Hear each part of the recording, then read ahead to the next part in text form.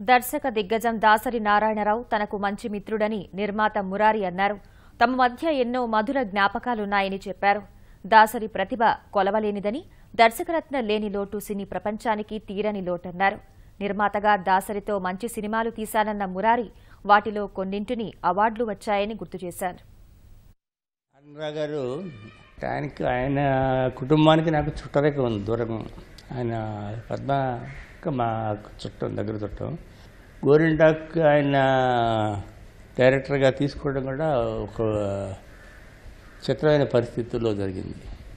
కానీ భలే ఆ రోజుల్లో ఒక దర్శకుడు, అంత పెద్ద దర్శకుడు, అప్పుడే పైకి వచ్చిన సూపర్ స్టార్ ఒక రకంగా చాలా గొప్పగా ఒక నిర్మాతను గౌరవిస్తూ సినిమా తీయటం అనేది ప్రసాది. నా మీద ఇండస్ట్రీలో ఉన్న ఒక రకమైన చెడ్డ పేరానండి, పొగర పేరానండి, మరొకటి ప్రతి క్షణం ఆయన ఖండించారు. ఇండస్ట్రీలో ఆయన నెత్తికెత్తుకొని బాధ అంటూ ఏమీ లేదు. ప్రతి వాళ్ళ సమస్యలు తీర్చేవారు. నేను ఇప్పుడు మీకు ఎందుకండి ఈ వయసులో ఇవన్నీ అంటే ఎవరు చూస్తారు మరి ఇవన్నీ అనేవాడు. ఆయన లేటెస్ట్గా నాతో మాట్లాడింది, ఇప్పుడు రాఘవేంద్రరావు త్రిశూలం గురించి ఏదో మాట్లాడుతున్నప్పుడు సడన్గా ఫోన్ చేసి మురారి త్రిశూలం నిర్మాత ఎవరు అని అడిగారు. నాకు అర్థమైంది.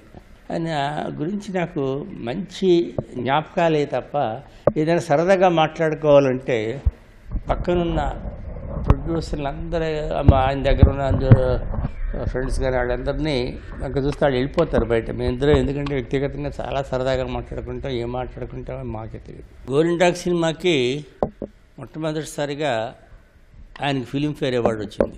మొట్టమొదటి సినిమాకి స్వర్గం నరకంగా వచ్చిందో లేదో నాకు గుర్తులేదు, కానీ గోరింటాక్ సినిమాకి 4 అవార్డ్స్ వచ్చినాయి.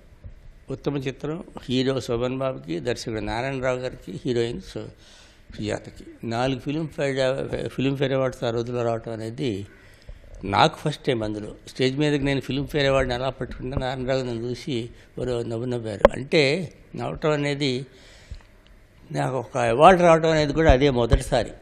నారాయణరావు గారి పుణ్యం అంటే తొలిసారిగా ఒక బెస్ట్ పిక్చర్గా గోరింటాక్కి ఫిలింఫేర్ అవార్డు వచ్చింది. ఆన్ బోర్డు, అంతకంటే ఏం చెప్పాను.